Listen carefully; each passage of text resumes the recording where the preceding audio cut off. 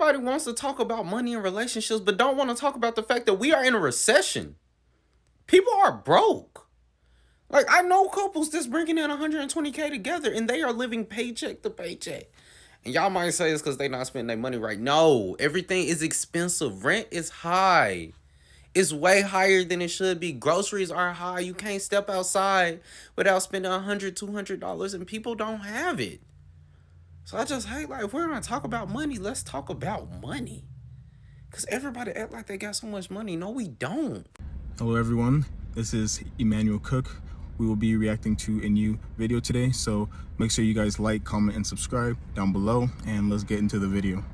I wish people would give more tips on how they survive poverty. In honor of today being my 14th wedding anniversary, which means I've been married 22 and a half years of my life and surviving extreme poverty, bankruptcy, and homelessness, I'm gonna give you mine. My first one is bankruptcy. Know when it's time to throw your hands up and walk away, as long as you have a good plan on how not to end up back there again. Which brings me to number 2. If you don't have an attorney to help you with bankruptcy, finances, landlord-tenant issues, look and see if your county has a legal aid program. A lot of them do. Some of them even have workshops. You go to like a class and the lawyer walks around and helps you fill out paperwork. I personally didn't have to file bankruptcy, but my husband did, and we were able to get a house 5 years after the bankruptcy discharged. And my craziest tip, because your first car loan or lease is going to be super expensive after you file bankruptcy, we make equity off of our car leases when we go to turn our car in. We don't actually turn it in. I pick out a car that has a good residuals, so it'll have a good value for the buyout amount, or there'll be equity. Minivans seem to hold their value really well. I go on Marketplace, I line up a buyer, have them get their loan and the check for their credit union or lender ready. I meet them at the credit union. And then when I go to do the lease end buyout, the new buyer pays the leasing company to buy the car out, and they give us the difference and a check for the equity. So they come to the table with 2 checks, and we use that equity check to roll into the next loan or lease. We've done this several times, but we get employee discounts, so it makes it a little easier. We've profited thousands of dollars in equity for the next lease every single time I've done it. Also, if you're worried about buying a used car, because you never know what's going to be wrong with it, but you don't have a lot of money, some rent-a-car companies like Enterprise in Michigan actually do car sales where after they take a car out of the fleet, they sell it to the public. You're gonna have so much better luck on the condition of the car and knowing what happened to it and that it was properly maintained. So hopefully you won't have any additional repair expenses. And the prices are really good. One of the worst things you can do during poverty is not to take care of your teeth. I did not have dental care from about 2012 to 2020. When I did, wow, have I had a lot of dental work because of that. Some communities have a local dental school where you can get cheap or free or sliding scale dental care. You do not want to let you or your kids' teeth slide, especially if you're an adult. Medicaid doesn't usually do much for dental. They're pulling it out or they're doing nothing. We had 3 and then 4 small children where almost all of them were in car seats in a tiny 2-bedroom apartment. And my best tip is to let them have the bedrooms, get a cheap futon and put it in the living room for the adults to sleep on that can be folded into a couch during the day. That is how we survived. People look down on us for it, but the kids need to be in the bedrooms and y'all gotta suck it up. Every single season, I would take all of our kids to Once Upon a Child, a resale shop, and I would get them the entire season's wardrobe until we could pass clothes down. And I would always pick out the best quality clothes that I know would resell back to them at the best price. And all of them would get a wardrobe for $75, everything that they needed. And then the next season, I would come back with everything that I couldn't pass on. I would sell it back to them. And with that money, plus the punches on the punch card, it made it so much cheaper than any other thrifting. Whether you have kids or not, plan your meals for the week and then go to like the Dollar Tree girl on here or whatever the cheapest version of that recipe where you can get things from the dollar store or wherever you can. Get it down to a science where you know how to make the cheapest version of that meal. When you're struggling financially, not planning meals puts you in a position to be tempted to get fast food or just trying to throw something together where you're spending way more money than you need to.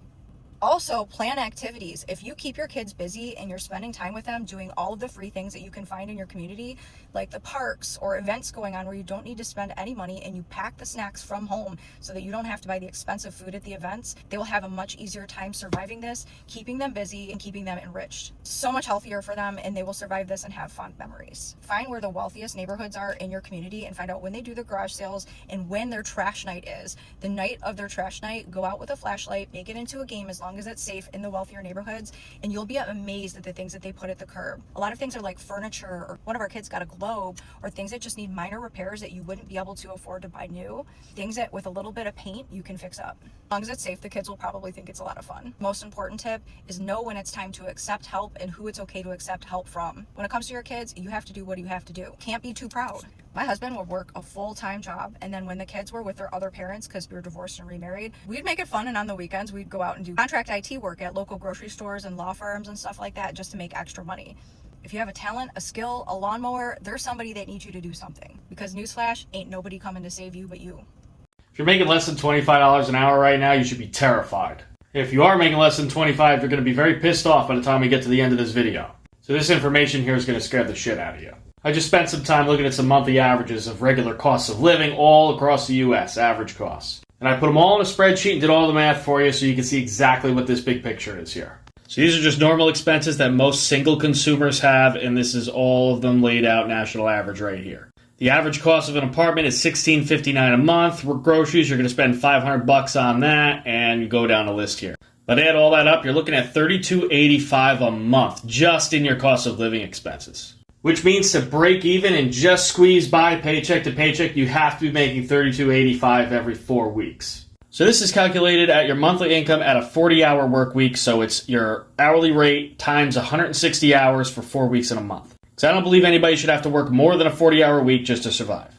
Now this tax column represents how much you'd be paying each month in taxes after you add up all your withholdings. I figured this out by looking at my pay stubs from the last time I was an employee about 6 years ago. So you got your gross income, you got your net income after you pay this tax, which would go in this column. I didn't fill it all in. The first time you see a number higher than this number is at $25 an hour. And it could even get worse than that because chances are you're going to be paying more than 16% in total withholdings.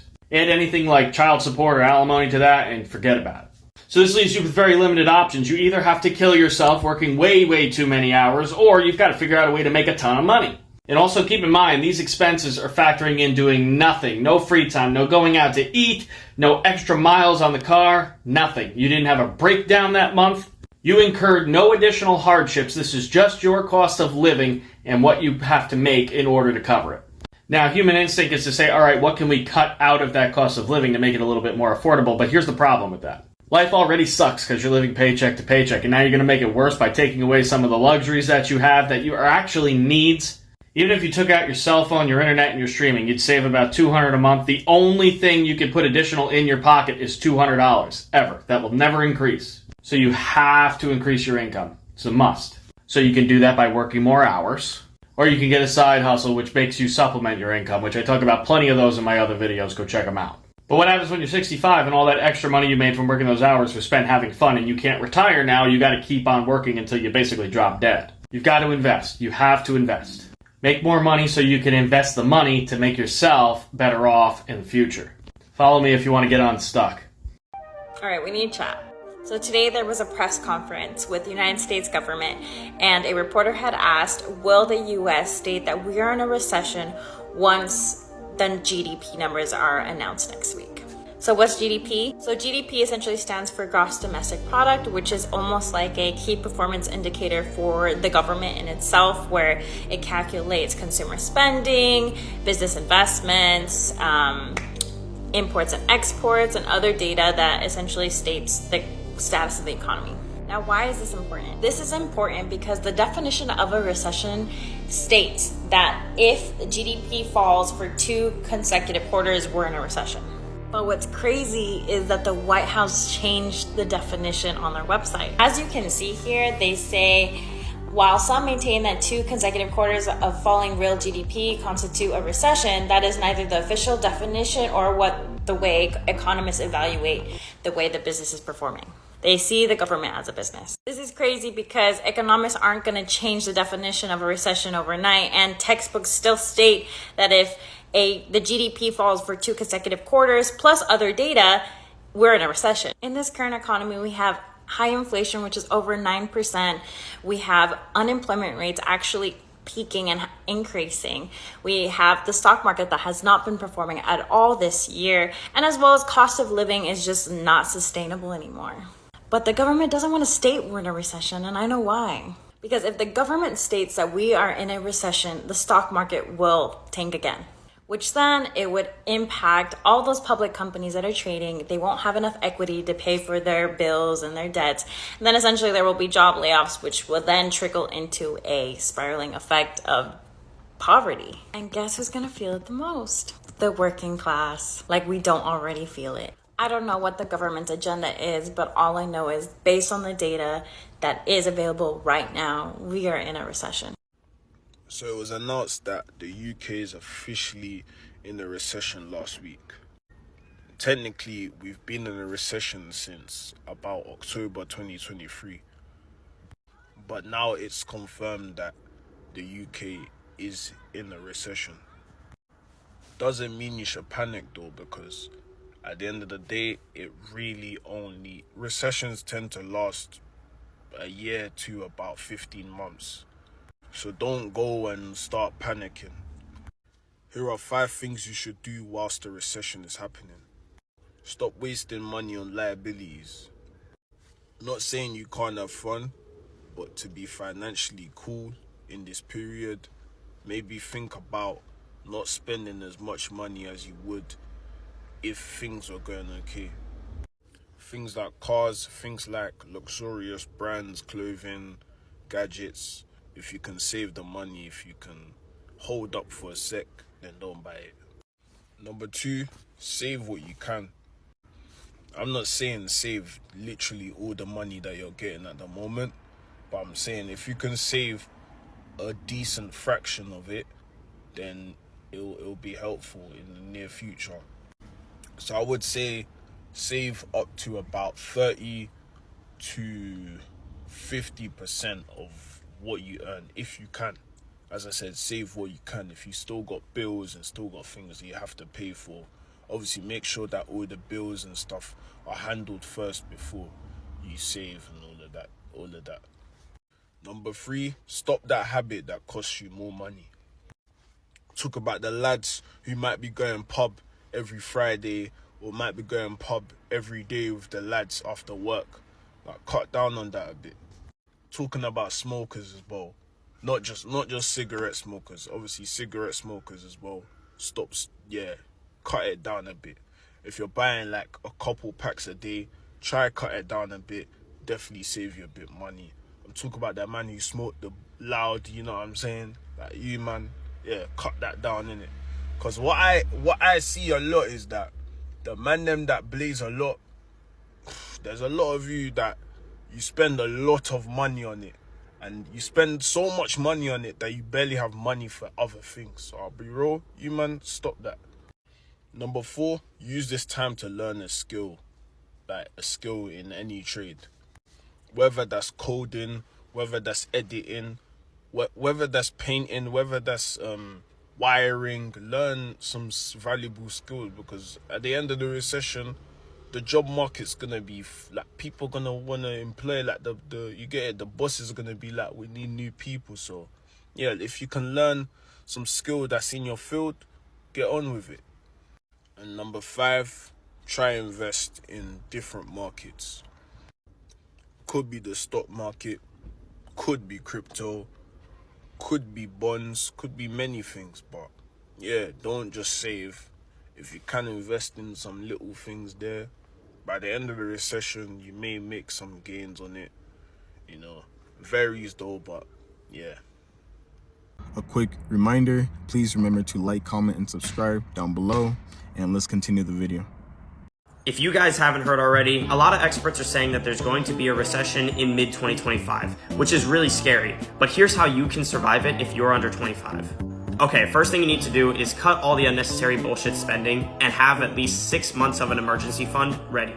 And this is especially true if you're already broke, because recessions can be particularly harsh to those who don't have enough saved up to survive without a job. So if you're already spending a lot of money on like going out or Amazon, TikTok shop, shopping, like just cut that shit right now. The next thing you need to do is stay calm and do not panic, okay? If you already have money in stocks, do not sell.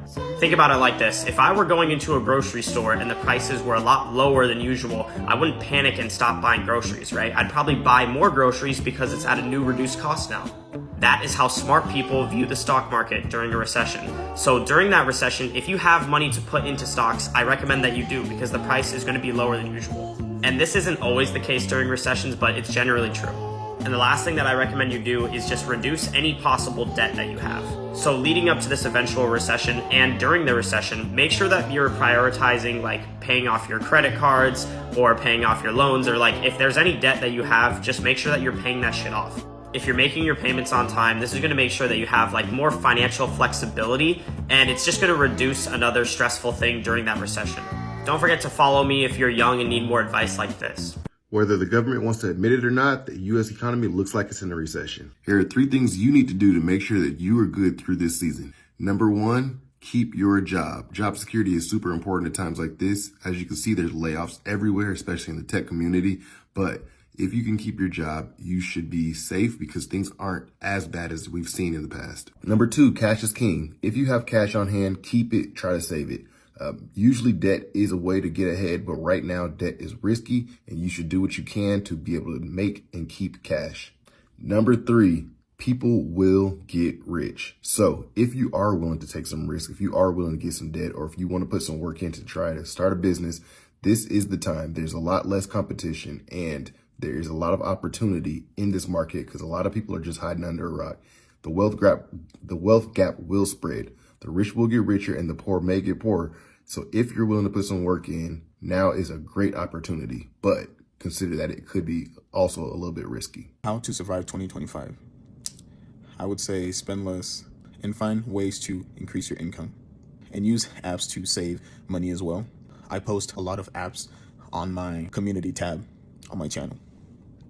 Why is nobody talking about how we're probably going to be in a massive recession or even a depression? Because in the last 3 weeks alone, there's been like almost 1 million people laid off. And while that's like, you know, kind of a small percentage of the country, it's only going to keep going and keep getting worse. Because as people are getting laid off, then unemployment is gonna need to go up, and that's probably going to be cut. So then people are not going to get unemployment, which means that their spending is going to be going down, which means that other businesses are going to have to start laying off people, which is just going to be a continual cycle. So these cost cutting things that are happening within the government that everybody voted for is going to start trickling down. The only trickle down economics that work are negative ones. So you think about this in the next like 6 to 8 months, whenever they're like, oh, it's starting to show signs of a recession. And then within the next year or two, whenever it's like, oh, here comes the next Great Depression. Thanks, Trump. You know why I think the economy is so bad right now? Everybody was so hyped to quit their jobs in 2020. So the government said, you know what? Since y'all want to be hype and think y'all can be entrepreneurs and stuff, let me humble you. Let me humble you and let me make sure that you can't even get there. Since y'all was so hyped to quit y'all jobs, let me humble you and make sure you can. Now you can't get a job. Now you can't do nothing. I think this is just their type of revenge they have with us. This is them seeking revenge. Gen Z is the reason why the economy has not crashed, despite a lot of us not having jobs. And that's because I think with the rise of like social media, like people are just spending so much more these days than they are saving. Like in the last recession in 2008, I remember my family and other families would make a conscious effort to really curb their spending, like not going out to eat as much, like staying at home more, not making expensive purchases. But I think this time, you know, the world is so different because people are making a lot of internet money. And the thing with internet money is like your earnings are limitless. Like you can literally make $1 million in a day if you wanted to. Obviously that is very hard to do and not many people are going to achieve that, but you can literally make a lot of money just by having a video go viral. Whether you're selling a product or you're just, you know, making like money per view on your video. There's just different ways to earn now than there was like 10 years ago. And I think the government knows that, and that's why they're not like doing anything to kind of like stimulate the economy right now. But if anything, I think that's a sign to like get on your Zoom and start creating content. All right, folks, by now you've probably already heard the doom and gloom about the upcoming recession. Now, I work in the finance industry, and I can tell you straight up that the way that the masses are viewing this recession and the way that these wealthy corporations are viewing the recession are two completely different realities. In fact, believe it or not, more millionaires are made during recessions than any other time. So that should already tell you that these 3 tips I'm about to drop on y'all should be saved, bookmarked, and sent to all your friends and family. I'm not going to go into recession history because it's TikTok. You can definitely find that somewhere else. I'm just going to get straight to the nitty-gritty here. Number 1 thing that I would keep an eye on is your employee-based retirement plan. So that's anything like a 401k, 403b, 457, anything with a 4 in front of it. These accounts are going to be the most susceptible to market loss. So if I were you and I was over the age of like 35 to 40, I would look into securing a fixed indexed annuity. Annuities are incredible, especially during these crazy times, mainly because they come with what I like to call a GRIP. G stands for guarantee that your money never drops below your principal amount. Your 401k could never guarantee you that. R stands for you're going to get a rate of return that beats out the bank in its sleep. I stands for indexing strategy. So when the market goes up, your interest goes up. When the market goes down, you lock in your gains. And P stands for pension-like income. So if you decide to keep this annuity well into your retirement age, you are going to be able to have a pension-like income come from this one plan. That's not all I'd be doing though. Number 2 tip is to build community, because during times of financial fluctuation, you want to have people that you can rely on for goods and services. A really specific principle that I believe in is that the wealth that I give out always comes back to me tenfold. So if there's anyone in my immediate circle who does things like resume building or hair, nails, anything that I really need that's needs-based, I'm going to go within my community, because not only is that supporting small-owned businesses, but if I was going to do those things anyways, the closer in proximity I am to the person that I'm giving the wealth, the more likely that wealth is to come back to me. Lastly, I would look into becoming a needs-based business. So there are actually industries that do better during times of recession than other times of the year. Think finance, healthcare, child services, death and funeral services. All those are things that are needs-based, no matter if the market is up or the market is down. They just so happen to do better when the market is down. Now, I'm no economist, but I also think that with the rise of social media and influencing, we're going to see companies break out even bigger budgets for freelancers. But I'm curious to know, what are you guys doing to keep yourself sane during the recession? Man, if you want to save some money, make you a tuna salad for the week. Make you a tuna salad, or make your favorite shrimp or chicken, pasta, or even spaghetti for the week. It's only about maybe $40 for the whole week. I guarantee you're going to eat the whole week. You're going to eat real good. If you do that for a whole week, it's going to be way better than you spending $20, $30 on food every day. Do that for a whole week and have your favorite meal on the weekend, you're going to develop a habit that's called saving money. I'm telling y'all how to get through this recession. Cook throughout the week. Eat before you leave the house. When you do those things, you will save money. It's not that hard. I don't care how much money you make. That money gets spent. Save a little money. It ain't hard. All you just said was facts. Every single thing. Especially if you don't have time to cook, you will be spending a lot of money on food. Eating out every single day can be so expensive. You can easily spend over $600 per month just on food. Just from eating out every single day. Crazy, right? It happens. When I tell you that we are on the verge of a recession, the other day I thought that I would do DoorDash to make some extra money. And when I tell you, there was no orders coming in. I literally sat there for hours, and maybe one order would come in every hour, and it would always be a low pay order. Mind you, in 2020, I was in grad school, and I literally lived off of DoorDash. I paid my bills with DoorDash, everything with DoorDash. And I would decline orders after orders because I knew a higher pay order would come in right afterwards. But people literally are not ordering DoorDash. People cannot afford to order DoorDash in this economy. So the next day I was like, okay, bet I'll try Uber Eats. And it was the same thing. And I just saw the other day an article about how McDonald's is having trouble making sales right now because people can't afford to buy their meals anymore. And they came out with a value meal for $5, but they're like, we can't keep selling this because we're just not gonna make enough profit off of it. The cost of housing has skyrocketed. We are going somewhere that I'm very, very afraid of. If you're making less than $25 an hour right now, you should be terrified. If you have not seen that entire video, please go back and watch it, because he goes into detail about how expensive it is to live in the United States of America as a single person in 2022. And it totals the monthly cost of living for one person in the United States is averaging out to about $3,200 a month. And if you're not making much more than $3,200 a month, you're in trouble.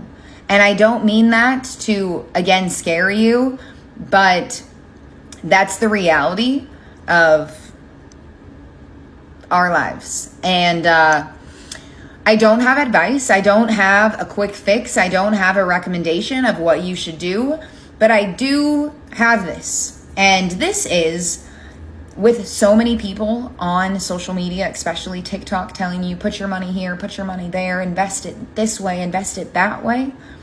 If you are living paycheck to paycheck, and I mean you're not able to save money, you should not be putting your money into the stock market.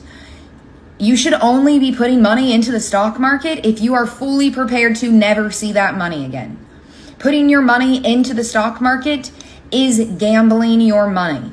Your money is 100% at risk. And if you lose that money, the only person that you can blame is you. And I don't want you to deal with that situation.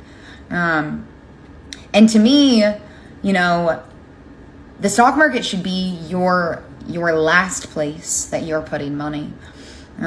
Because if you need that money, it's gone. It could be gone. The stock market is not a safe place to save money. It is not a way to get out of debt. And it really should be a last resort.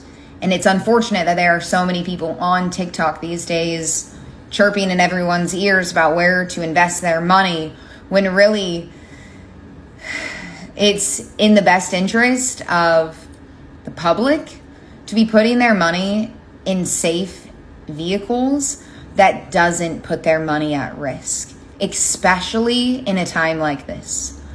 And it just concerns me. I'm concerned that people will make the wrong decision during this time in the world right now. And I'm scared for people. I'm scared for people.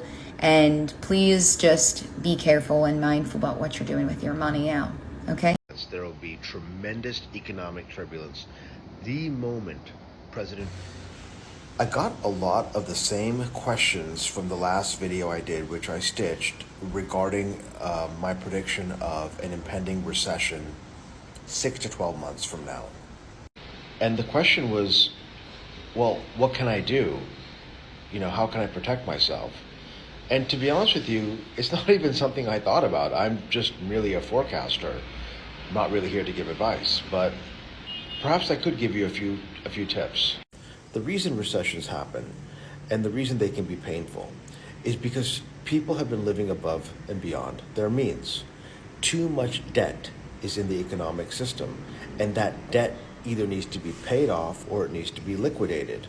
The problem is that inflation has eroded everyone's finances, including yours truly, frankly, all of us, to a point where it's very difficult to maintain day-to-day living without sourcing debt. Typically, at the onset of recession, you should be debt-free by that point. Why? Because you should really be taking on debt in a recession when people need to fire sale their assets so you can buy them cheap. Find a cheap asset, put leverage on it. Compare that to what people are doing right now, which is finding expensive assets and putting leverage on it. Okay? The more expensive an asset is, and the more debt you have on it, the quicker you're going to be underwater on your equity. Of course, avoid big ticket purchases like a luxury car. You don't need to do that right now. You'll probably get much better deals a year to 2 years from now. And overall, just maintain a level of conservatism so you can live to fight another day. I appreciate you guys watching the video today. Please make sure to like, comment, and subscribe down below, and I'll see you guys in the next video.